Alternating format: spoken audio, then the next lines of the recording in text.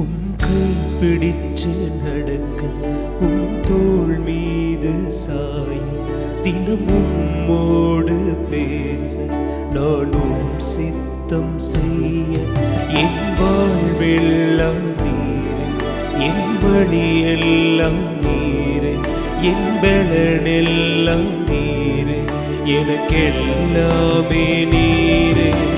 இயேசுவே என் நேசரே, என் வாலிபம் உமக்காகவே.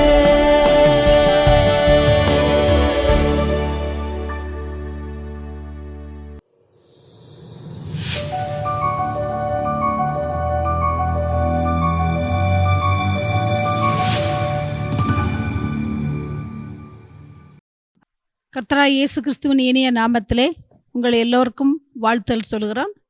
கண்மணியை கேள் என்கிற அந்த நிகழ்ச்சிக்கு உங்களுடனே கூடா நட்பு, அதாவது தெலீலாள் சிம்சோன் அவங்களை பற்றி ஒரு செய்தியை ஆயத்தம் பண்ணியிருக்கிறேன்.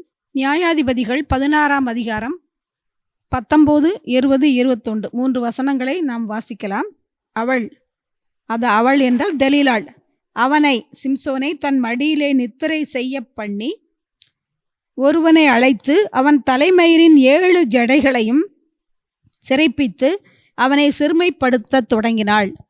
அவன் பலம் அவனை விட்டு நீங்கிற்று. அப்பொழுது அவள், சிம்சோனே, பெலிஸ்தர் உன்மேல் வந்துவிட்டார்கள் என்றாள். அவன் நித்திரை விட்டு விழித்து கர்த்தர் தன்னை விட்டு விலகினதை அறியாமல் எப்போதும் போல உதறி போட்டு வெளியே போவேன் என்றான். பெலிஸ்தர் அவனை பிடித்து அவன் கண்களை பிடுங்கி அவனை காசாவுக்கு கொண்டு போய் அவனுக்கு 2 வெண்கல விலங்குகளை போட்டு சிறைச்சாலையிலே மாவரைத்து கொண்டிருக்க வைத்தார்கள். சிம்சோன் ஒரு பெரிய நோக்கத்திற்காக தேவனால் உருவாக்கப்பட்டவன். ஆனால் அந்த நோக்கம் மாறிவிடும்போது, தவறான பாதையிலே செல்லும்போது அவர்களுடைய முடிவுகளும் தவறாக போய்விடும் என்பதற்கு அவனுடைய வாழ்க்கை ஒரு எச்சரிப்பாக நமக்கு அமைகிறதை பார்க்கிறோம். சிம்சோன் அவனுடைய தாயார் தகப்பன் மனோவா, அவனுடைய மனைவிக்கும் மனோவாவுக்கும் அநேக வருடங்களாக குழந்தை இல்லாமல் இருந்தது. அவன் பிறப்பதற்கு முன்பே தேவதூதன் மனோவாவின் மனைவிக்கு தரிசனமாகி மனோவாவுக்கும் தரிசனமாகி அவனை பற்றி சொல்லி, உனக்கு ஒரு குமாரன் பிறப்பான், நீ மதுபானம் குடியாமலும் தீட்டானதை புசியாமலும் இருந்து நசரேய விரதத்தை அவன் கை கொள்ளும்படியாக செய்ய வேண்டும். சவரகன் கத்தி அவன் தலையின் மேல் படக்கூடாது என்று சொல்லி அநேக காரியங்களை அவன் பிறக்கு முன்பாகவே அவள் எப்படி வளர்க்கப்பட வேண்டும் என்பத காரியங்களை திட்டமாக சொல்லுகிறார்கள். அதன்படி அவன் மனைவி கற்பம் தரித்து ஒரு குமாரனை பெறுகிறாள். அவனுக்கு சிம்சோன் என்று பெயரிடுகிறார்கள். அவன் வளர்க்கப்படுகிறான். சிம்சோனை குறித்து தேவனுடைய திட்டம், பெலிஸ்தருக்கு விரோதமாக, பெலிஸ்தர் அவர்கள் இஸ்ரவேலுக்கு விரோதமாக வரும்போது பெலிஸ்தரை அழிக்கக்கூடிய ஒரு மகனாக அவனை உருவாக்கியிருந்தார். அவனுக்கு மிகுந்த பலத்தை கட்டளையிட்டிருந்தார். அவனும் வளர்ந்து வாலிபனான சமயத்தில் அவனுக்கு திருமணம் முடிய வேண்டிய நாள் வந்தது. அவன் தன் தகப்பனிடமும் திம்னாத்திலே ஒரு பெலிஸ்திய ஒரு பெண்ணை கண்டேன், அவளை எனக்கு கொள்ள வேண்டும் என்று பெற்றோரிடம் கூடுகிறான். ஆனால் அவன் பெற்றோரோ, நம் ஜனத்தாரில் பெண் இல்லையா, விருத்த சேதனம் இல்லாத பெலிஸ்திய குமாரத்திகளிலா பெண் கொள்ள வேண்டும் என்று அவனை சொல்லுகிறார்கள், தடுத்து பார்க்கிறார்கள். ஆனால் வளர்ந்து வாலிபனான அவன் தன் பெற்றோர் சொல்லை கேட்கவில்லை. வேறு வழி இல்லாமல் பெற்றோரும் ஒத்துக்கொள்ளுகிறார்கள். அவன் அவர்களை அழைத்து கொண்டு திம்னாத்திற்கு செல்கிறான். அங்கே அவளை பெண் பார்த்து பேசி திருமணம் முடித்து விடுகிறார்கள். ஆனால் அந்த திருமண வீட்டிலே ஒரு விடுகதையை இவன் போடுகிறான். அந்த விடுகதையின் நிமித்தமாக அந்த திருமணத்து விருந்துக்கு வந்திருந்த 30 வாலிபர்களுக்கு 30 வாற்று வஸ்திரங்களை இவன் கொடுக்க வேண்டியதாயிற்று. அந்த விடுகதையின் விளக்கத்தை அவனுடைய மனைவி இவனிடமிருந்தே வாங்கி அவர்களுக்கு சொல்லிவிடுவதனால் அவள் மேல் கோபம் கொள்ளுகிறான். அந்த மாற்று வஸ்திரங்களை அவளுக்கு கொடுத்து விட்டு அவள் மேல் கோபித்து கொண்டு மறுபடியும் ஊருக்கு சென்று விடுகிறான் என்று பார்க்கிறோம். இதனால் அந்த ஊருக்கு சென்ற பிறகு அவன் கொஞ்ச நாள் கழித்து கோபம் தணிந்த பிறகு மறுபடியும் தன் மனைவியை பார்க்க வருகிறான். ஆனால் அவன் மனைவியோ வேறொருவனுக்கு கொடுக்கப்பட்டு விட்டாள். அது அவனுக்கு அதிக கோபத்தை மூட்டுகிறது. அவளது தங்கை இவளை விட அழகானவள், நீ ஏற்றுக்கொள் என்று அவளுடைய தகப்பன் சொல்லுகிறான். ஆனாலும் அவன் கேட்கவில்லை. உடனே கோபத்திலே போய் அந்த பெலிஸ்தியரின் வேளாண்மைகளை எல்லாம் அழித்து போடுகிறான். 300 நரிகளை பிடித்து தீப்பந்தம் கட்டி அந்த வேளாண்மை, அவர்களுடைய விளைச்சல்கள், திராட்சை தோட்டங்கள், ஒலிவ தோப்புகள், அவருடைய கதிர்கள் எல்லாவற்றையும் அழித்து போடுகிறான். இது பெலிஸ்தருக்கு கேள்வியான போது ஏன் இப்படி செய்தான் என்று சொன்னால், அவனுடைய மாமன் அவளையும் திம்னாத் அந்த பெண்ணும் பெண்ணு அவளுக்கு வேறொருவன் கொடுத்து விட்டதால் இப்படி நடந்தது என்று சொல்லப்பட்டது. அதன் காரியமாக மறுபடியும் பெலிஸ்தர் அவளையும் திம்னா அவனுடைய மனைவியும் அவளுடைய தகப்பனையும் வீட்டார் எல்லாரையும் அக்கினியால் சுட்டரித்து போடுகிறார்கள். பாருங்கள், ஒரு தவறான முடிவு ஒருவன் எடுப்பதனால் அது எத்தனை பேருக்கு பெரிய அழிவு வருது பாருங்கள். மறுபடியுமாக அவன் தவறான முடிவெடுத்து இங்கே வந்து இந்த பெண்ணை திருமணம் செய்ததினால் இவனுக்கும் வருத்தம், இவனுக்கும் அவன் அந்த பெண்ணை திருமணம் செய்து நிம்மதியாக வாழ்ந்தானா? இல்லை. அந்த பெண்ணும் அவனுக்கு கிடைக்கவில்லை. பெலிஸ்தரும் அவனை பிடிக்க தீவிரமாக தேடினார்கள். இவன் அவர்களை அழிக்க தேடினான். இப்படியாக இஸ்ரவேல் மக்கள், சிம்சோனுக்கும் பிரச்சனைகள் வருகிறது. இஸ்ரவேல் மக்கள் பெலிஸ்தியர் மக்களுக்கும் அவர்களுடைய வேளாண்மை எல்லாம் அழிந்து அங்கேயும் பிரச்சனை, பல உயிர்கள் பறிக்கப்படுகின்றன. இவ்வாறு பார்க்கிறோம். ஏனென்றால் இவளை திருமணம் செய்ய வேண்டாம் என்று சொல்லபோது அவன் சொன்ன வார்த்தை, இவள் என் கண்ணுக்கு பிரியமானவள் என்று சொல்லி அவளுடைய தாய் தப்பன்கிட்டே சொல்லுகிறான். அவளையே எனக்கு கொள்ள வேண்டும் என்று பிடிவாதமாக பிடிக்கிறான். இப்பொழுது கூட அநேக வாலிபர்கள் அல்லது வாலிப பெண்கள் தாய் தப்பனிடம் என்ன சொல்லுகிறார்கள்? என் கண்ணுக்கு பிரியமானவன் அவள்தான், என் கண்ணுக்கு பிரியமானவள் அவள்தான், அவளையே நான் திருமணம் செய்ய போகிறேன் அல்லது அவனையே திருமணம் செய்த போகிறேன் என்று பெற்றோரிடம் கூறுகிறார்கள். அவர்களெல்லாம் இந்த சிம்சோனுடைய வாழ்க்கையை படிக்க வேண்டும். திரும்பமாக வாசித்து அந்த சிம்சோனின் கதை சொல்லுகிற கருத்தை சிந்தையிலே கொள்ள வேண்டும். அப்படி அவன் தன் மனமும் கண்ணும் தன் மாம்சமும் விரும்பினபடி அந்த திருமணம் செய்ததனால் அவனுடைய திருமண வாழ்க்கை நிலைத்ததா, சந்தோஷமாக இருந்ததா, ஆசீர்வாதமாக இருந்ததா என்று கேட்டால் இல்லை என்றுதான் சொல்ல வேண்டும். அதன்படிதான் தேவன் அவனுடைய பிறப்பை முன்குறித்து அவனை ஒரு முக்கியமான நோக்கத்திற்காக அவனை தெரிந்தெடுத்து அழைத்திருந்தும் அவன் அந்த நோக்கத்தை முற்றிலுமாக நிறைவேற்ற முடியாமல் தன்னுடைய சுய விருப்பத்தின்படியே அவன் சென்றான் என்று பார்க்கிறோம். பல உயிர்கள் நாசமாகிறதற்கு காரணமாக இருந்தான். இதற்கு பிறகு அவன் மனம் திருந்தினானா? ஏனால் ஒருவனுடைய பெண்ணாசை பல உயிர்களை சீரழித்தது. அப்பொழுதாவது அவன் உணர்ந்திருந்தால், இஸ்ரவேல் தேசத்து ஒரு பெண்ணை திருமணம் செய்திருந்தால் அவனுக்கு என்று ஒரு குடும்பம் உருவாகி இருக்கும். அவனுடைய பிள்ளைகள் அவனுக்கு பிறந்திருப்பார்கள். அந்த பிள்ளைகளும் சிம்சோன் மிகப்பெரிய பலசாலியாய் இருந்தது போல அவர்களும் குட்டி சிம்சோன்களாய் வளர்ந்திருப்பார்கள். எவ்வளோ பெரிய ஆசீர்வாதம்! ஆனால் அந்த ஆசீர்வாதத்தை அவன் இழந்து போனான் என்றே பார்க்கிறோம். மறுபடியுமாக அவன் வேறொரு வேசியை தேடி போகிறான் காசாவிலே. அவன் அங்கே வந்ததை அறிந்த அவர்கள் அவனை பிடிக்க பட்டணத்து வாசல்லே காத்து கொண்டிருக்கிறார்கள். ஆனால் அவன் அதை அறிந்து நடுராத்திரியிலே எழுந்து வந்து வாசல் கதவையும் நிலையும் பெயர்த்து தோளிலே போட்டு கொண்டு அவன் மலைக்கு போய்விட்டான். பாருங்கள், அவ்வளவு பலசாலியாக இருந்தான். அந்த பட்டணத்து கதவையும் நிலையும் பெயர்த்து தோளிலே வைத்து கொண்டு மலையிலே ஏறினான் என்றால் எவ்வளவு பலசாலியாக இருந்திருப்பான் அவன். இப்பொழுதும் அவன் தன் ஜனத்தின் பெண்ணை திருமணம் செய்யவில்லை. திரும்பவுமாக மறுபடியும் பெலிஸ்திய பெண்ணை தேடித்தான் போகிறான். அந்த வேசி முதல்ல இந்த திம்னாத் ஓராள் மகளை திருமணம் செய்தான். அவள் அழிக்கப்பட்டாள், அக்னியால் சுட்டரிக்கப்பட்டாள். இந்த வேசியை விட்டு விலகி மறுபடியுமாக அவள் சோரேக்கு என்னும் ஆற்றாண்டையிலே கூடியிருந்த தெலீலாள் என்னும் ஒரு பெண்ணின் மேல் சிநேகமாயிருந்தான். இவன் அவள் மேல் சிநேகமாயிருந்தான். ஆனால் அவள் இவன் மேல் சிநேகமாயிருந்தாளா? இல்லை என்றுதான் சொல்ல வேண்டும். ஆனாலும் அவன் மறுபடியுமாக அவள் மேல் சிநேகமாயிருந்து அவளுடனே வாசம் பண்ணி கொண்டான். இதை அறிந்த அந்த பெலிஸ்திய பிரபுக்கள் அவளிடத்திலே வந்து, எப்படியாவது நீ அவனை மயக்கி அவனுடைய பலத்தின் ரகசியத்தை தெரிந்து கொண்டு எங்களுக்கு சொல்ல வேண்டும். அப்படி சொன்னால் 5 பெலிஸ்திய அதிபதிகள் நாங்கள் ஆளுக்கு 1100 வெள்ளிக்காசு உனக்கு கொடுப்போம் என்று சொன்னார்கள். 5 அதிபதிகள் உண்டு, 5 பட்டணங்கள் உண்டு பெலிஸ்தியாவிலே. 5500 வெள்ளிக்காசுகள் அவளுக்கு கிடைக்க போகிறது. அவள் அதனாலே சிம்சோனை காட்டி கொடுக்க முயற்சி செய்தாள். அவள் பல முறை அவனிடத்திலே நச்சரித்து கேட்டுக்கொள்ளே இருங்க தொடங்கினாள்.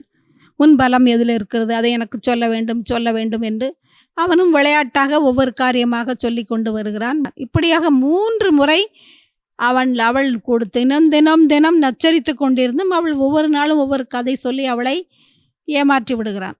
3 முறை நச்சரித்தும் அவள் பொய் சொன்னதை அறிந்து அவளுக்கு மிக கோபமும் எரிச்சலும் வருகிறது. ஆனாலும் அவனை எப்படியாவது மயக்கி இந்த பணத்தை பெற்றுக்கொள்ள வேண்டும் என்று அவள் நினைக்கிறாள். மறுபடியுமாக அவனிடம் நயவஞ்சமாக பேசி, நீ என்னை நேசிக்கிறேன் என்று பொய் சொல்லுகிறாய், ஆனால் நீ என்னிடத்தில் உன் பலம் எதில் இருக்குது என்று எனக்காவது சொல்லக்கூடாதா என்று மறுபடியுமாக நல்ல வார்த்தைகளால் பேசி அவனை மயக்கி கேட்கிறாள். அவன் கடைசியிலே அவன் சாகத்தக்கதாக அந்த விஷயத்தை சொல்லிவிடுகிறான். இது நாள் வரை சவரகன் கத்தி என் மேல் படவில்லை, அதனால் அந்த என் தலைமயிர் சிரைக்கப்பட்டால் என் பலத்தை நான் இழந்து விடுவேன் என்று உண்மையை சொல்லிவிடுகிறான். அதன்படி அதற்கு பிறகுதான் இந்த வசனங்கள் வருகிறது. அவள் அவனை தன் மடியிலே நித்திரை செய்ய பண்ணி அவனுக்கு அதிகமான மதுபானத்தை கொடுத்து தன் மடியிலே படுத்து அவனை மயக்கி வேறொருவனை வைத்து அந்த 7 ஜடைகளையும் கத்தரித்து அவன் தலை முழுவதையும் சிரைத்து சவரம் பண்ணி விடுகிறார்கள். முடி எடுத்து விடுகிறார்கள்.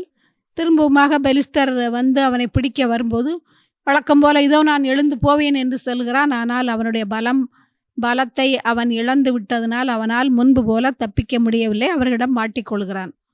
அவர்கள் இதுதான் சாக்கு என்று சொல்லி அவனை காசாவுக்கு கொண்டு போய் அவங்களை சிறைச்சாலையில் அடைக்கிறார்கள்.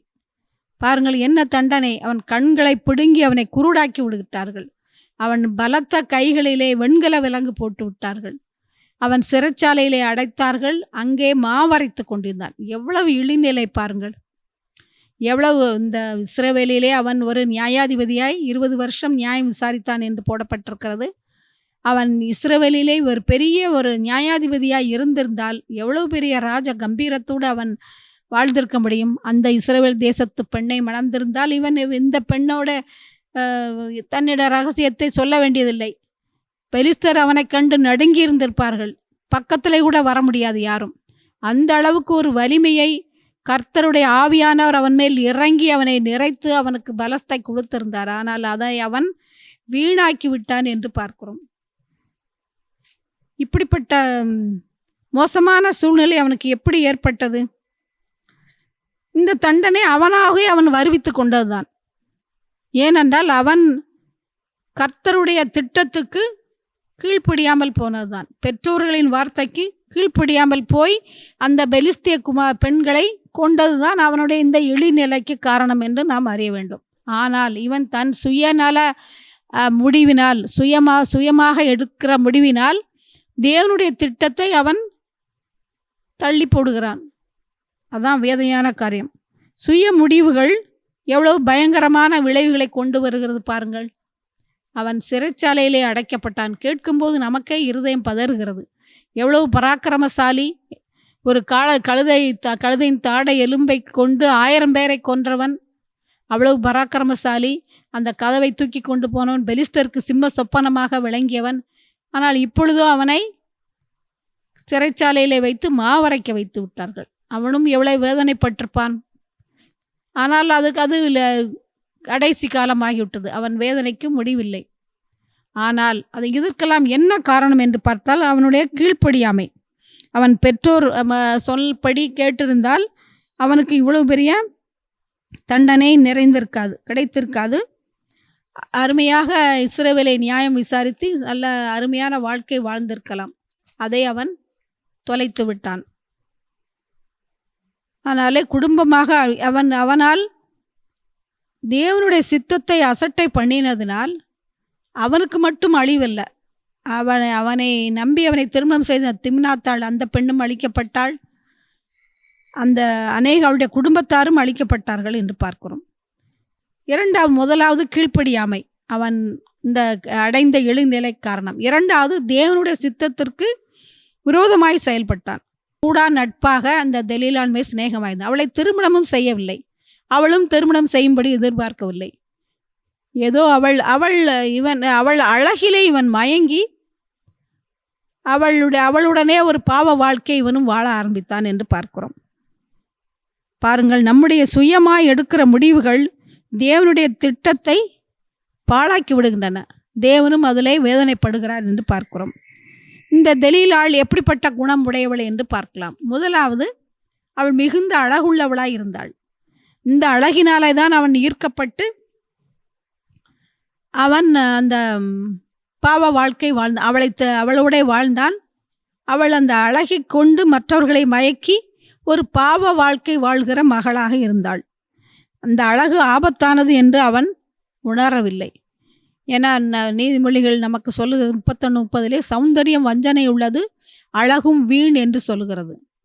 கர்த்தருக்கு பயப்படுகிற ஸ்திரீயே புகழப்படுவாள். ஆனால் இவள் கர்த்தருக்கு பயப்படுகிற ஸ்திரீ அல்ல, வெறும் சௌந்தரியம் உடையவள், அழகுடையவள்.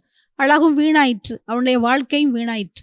அந்த அழகை நம்பி சென்றதால் அவனுடைய வாழ்க்கையும் வீணாகிவிட்டது. அதனால்தான் அந்த அழகை நம்பி சென்று அவனுடைய தன் கண்களையே இழந்தான்.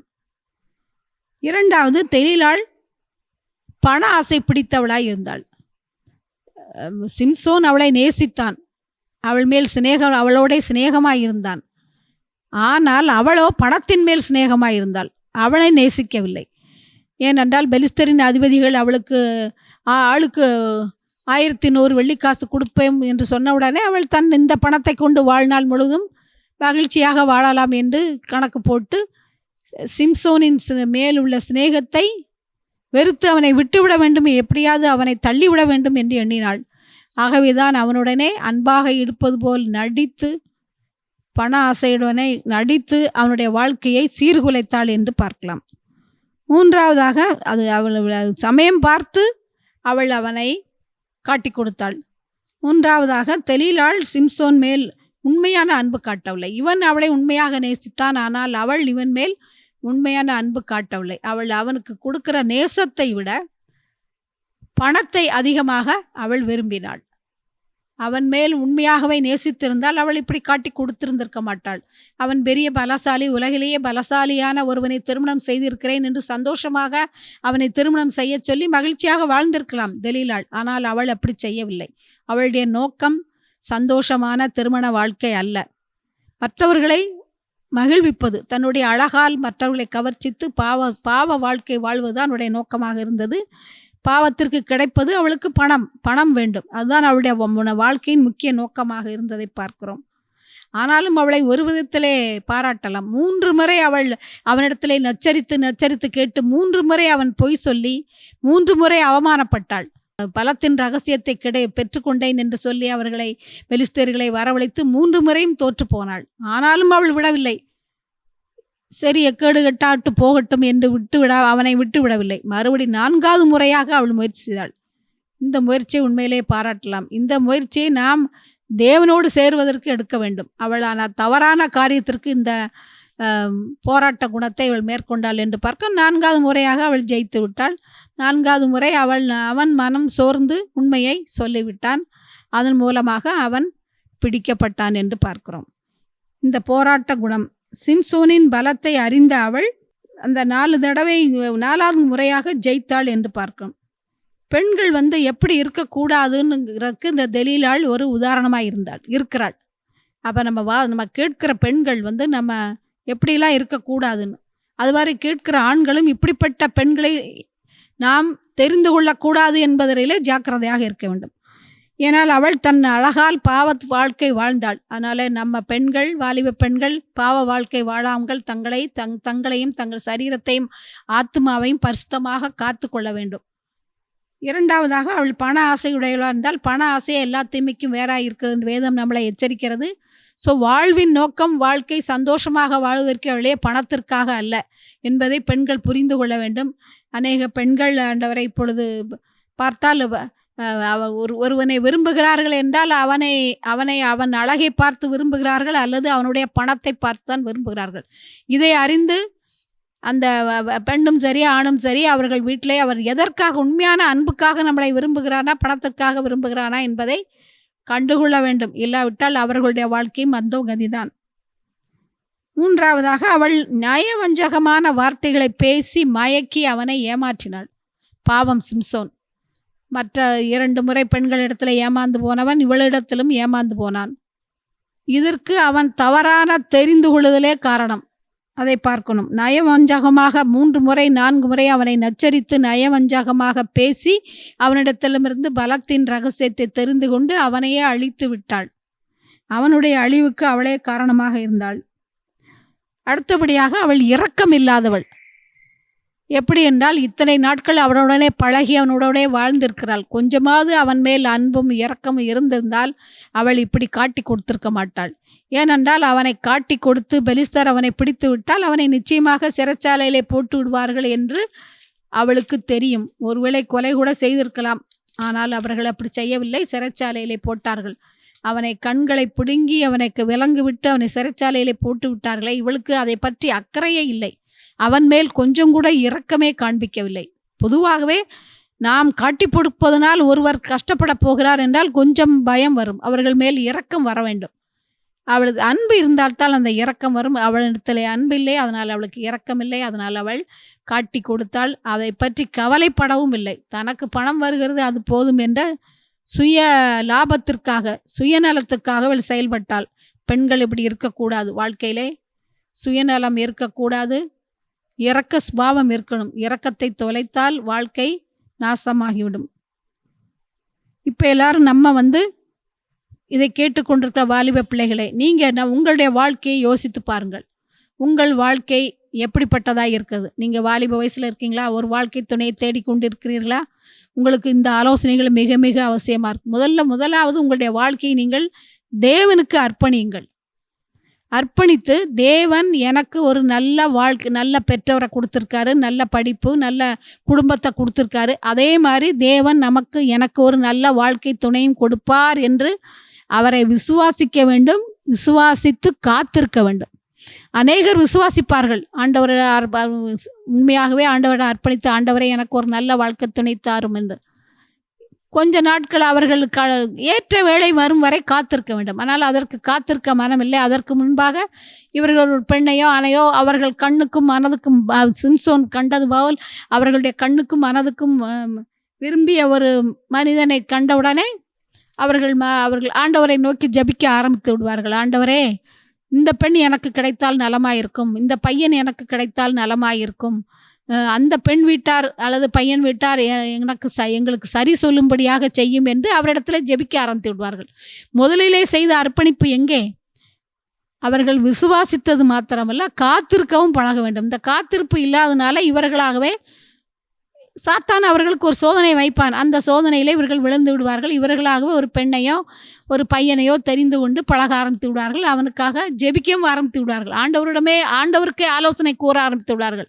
ஆண்டவரே, இந்த பையன் என் வாழ்க்கையில் வந்தால் என் வாழ்க்கை சந்தோஷமாக இருக்கும் என்று ஆண்டவருக்கே ஆலோசனை சொல்லுகிறவர்களாக மாறிவிடுவார்கள். இதுதான் இங்கேதான் தவறு செய்கிறார்கள் பிள்ளைகள். நீங்கள் ஒரு பெண்ணை பார்த்து தேர்வு செய்கிறீர்கள். உங்கள் பெற்றோர் அவர்களுடைய தகுதிக்கு பார்த்து அவர்கள் ஒரு பெண்ணை தேர்வு செய்வார்கள். ஆண்டவர் உங்களுக்கு கொண்டு வைத்து ஆயத்தப்படுத்தி தேர்வு செய்து வைத்திருக்கிற பெண் வேறாக இருக்கலாம்.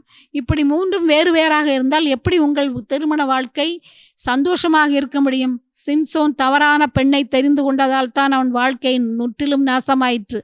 கண்களுக்கு பிடுங்கப்பட்டது, விலங்கிடப்பட்டான், சிறைச்சாலையில் மாவரைத்து கொண்டிருந்தான். எவ்வளவு மேன்மையாக இருக்க வேண்டியவன் எவ்வளவு தாழ்மையான நிலைக்கு தள்ளப்பட்டான்.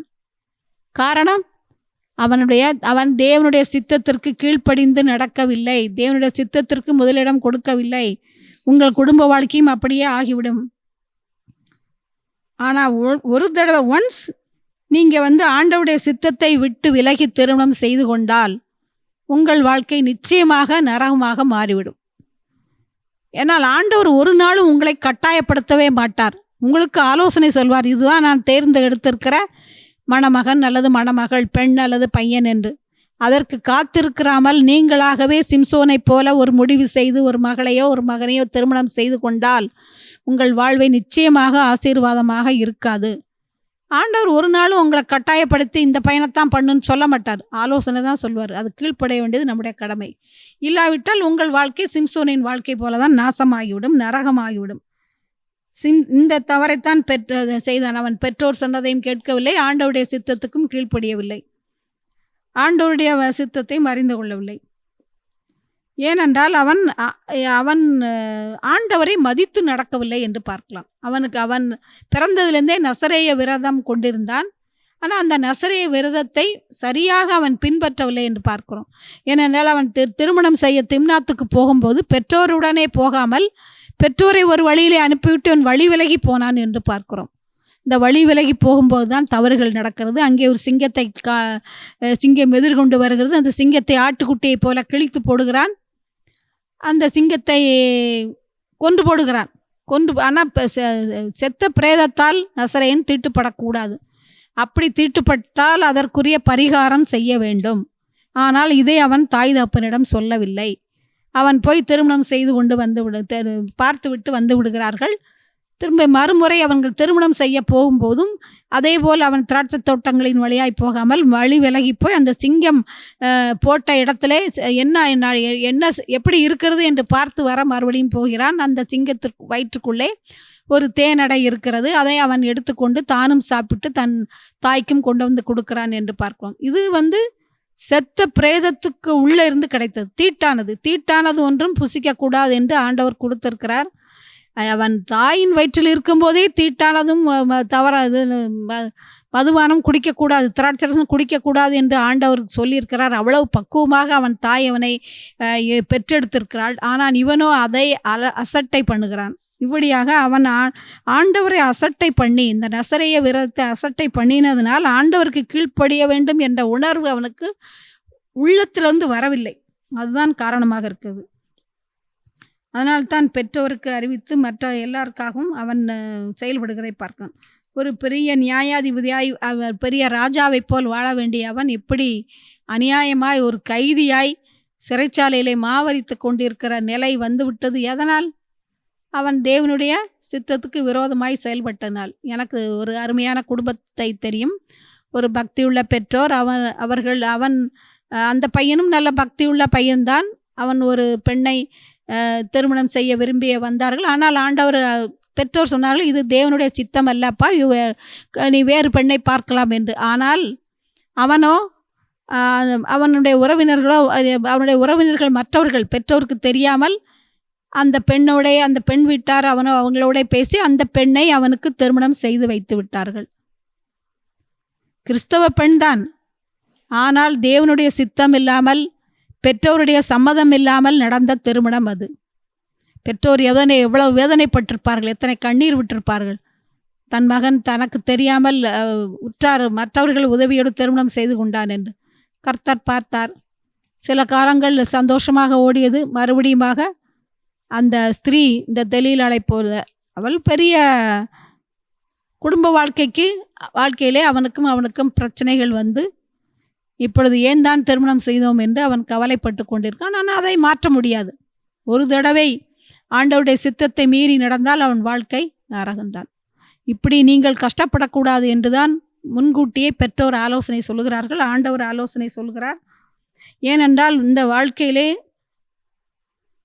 வாலிப பெண்கள் ஆண்களும் வரும்போது இந்த விஷயத்தில் எப்படியாவது தேவனுடைய சித்தத்தை மீறி நடக்க இவர்களை பண்ண வேண்டும் என்று பிசாசானவன் எவனை விழுங்கலாமோ என்று கர்ச்சிக்கிற சிங்கம் போல் வயதேடி சுற்றி தெரிகிறான் என்று வேதம் எச்சரிக்கிறது. இந்த நிலைக்கு நீங்கள் அழகான வாழ்க்கையை கெடுத்து விடாதீர்கள். உங்கள் வாழ்க்கை மிக அருமையானது. ஆண்டவரால் அருமையான ஒரு குடும்ப வாழ்க்கை, ஒரு பூஞ்சோலையை போல அழகான மலர்கள் கனிகள் பூத்து குலுங்க வேண்டிய இடம் அந்த குடும்ப வாழ்க்கை. அதிலே ஆண்டவரே சாத்தானை நுழைய விட்டால் நிச்சயமாக அந்த குடும்பம், அந்த தோட்டம் சீரழிக்கப்படுவது போல குடும்ப வாழ்க்கை சீரழிக்கப்படும் பார்க்கலாம். இப்பொழுது எங்கு பார்த்தாலும்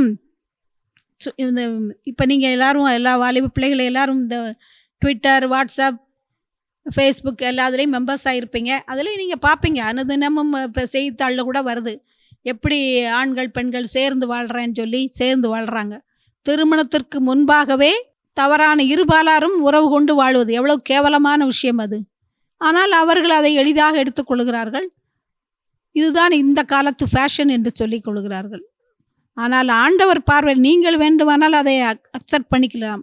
பலரும் இதில் என்ன தவறு என்று சொல்லிக்கொள்ளலாம். இது எங்கள் சொந்த உரிமை, எங்கள் சொந்த விருப்பம் என்று சொல்லிக்கொள்ளலாம். ஆனால் ஆண்டவர் பார்வையில் இது விபச்சாரம். திருமணம் என்கிற பந்தம் வைக்காமலேயே ஆணும் பெண்ணும் உறவு கொண்டு வாழ்வது இது ஒரு விபச்சாரம். அதே போல தான் லிவிங் டுகெதர் என்ற ஒரு கலாச்சாரம் வேறு இப்பொழுது பெருகி கொண்டிருக்கிறது. அது ஒரு விபச்சாரம். இந்த விபச்சாரக்காரருக்கு என்ன தண்டனை தெரியுமா? வெளிப்படுத்தல் 21:8 வாசிக்கலாம்.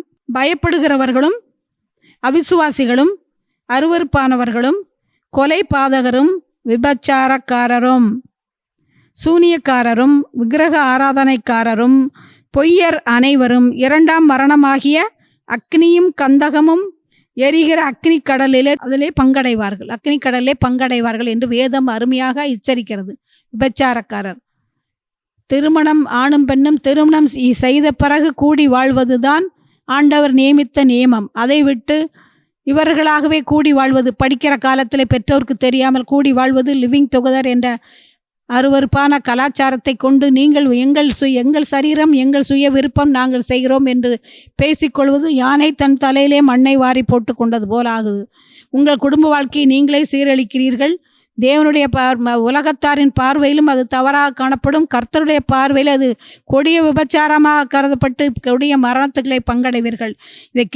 இதை வாசிக்கிற ஒவ்வொருவரும் ஆண்டவருடைய வார்த்தைகளை கேட்டு எச்சரிக்கையாக இருந்து இப்படிப்பட்ட பாவத்தை செய்து கொண்டிருப்பீர்களால் நிச்சயமாக இன்றாவது மனம் திரும்புங்கள்.